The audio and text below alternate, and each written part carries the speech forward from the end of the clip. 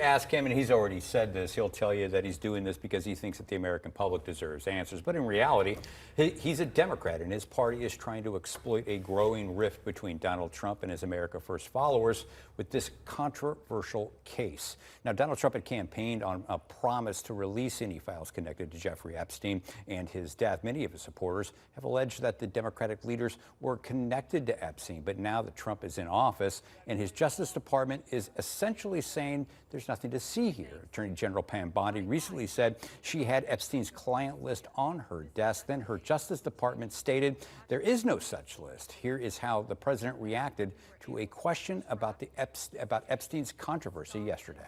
It's all been a big hoax. It's perpetrated by the Democrats, and some stupid Republicans and foolish Republicans fall into the net. Some of Trump's most fervent supporters are now questioning why Trump and his administration have changed their tune. So Democrats who have remained mostly quiet on Epstein for years are suddenly jumping into the fray and demanding that Trump release the files. This morning, Senator Gallego stood on the Senate floor and made that demand when he introduced a resolution for the Senate to vote on.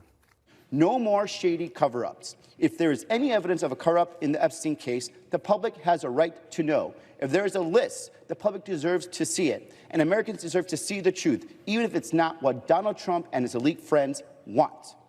Senator Gallego's resolution was quickly killed on the Senate floor without a vote. Now, this is just the latest example of an issue that Donald Trump had used to rally support in the campaign that Democrats are now trying to use to their own advantage. And there is no sign right now that this debate is going to die anytime soon.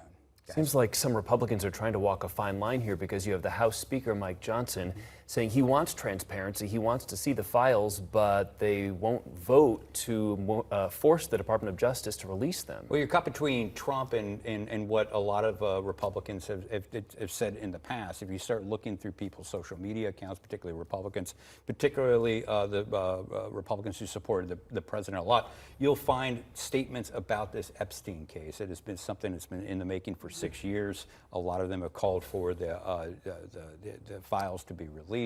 But now that they're not being released, and Donald Trump apparently doesn't want them released, or is saying to move on, you know, what do? They're caught in that sticky situation. It's egg on the face, because Bondi in February was handing out binders to influencers saying this is the tip of the iceberg. And then the deputy director of the FBI, Dan Bongino's like, she's gone or I'm gone. Has that calmed down? That ultimatum is kind of, they've walked back on that. Well, if you remember, Bongino, I think he took a day off and whatnot, and there was some reporting that maybe he doesn't like the work of the job, because remember, deputy director is the person who really runs the day-to-day of the FBI. That's a heavy workload.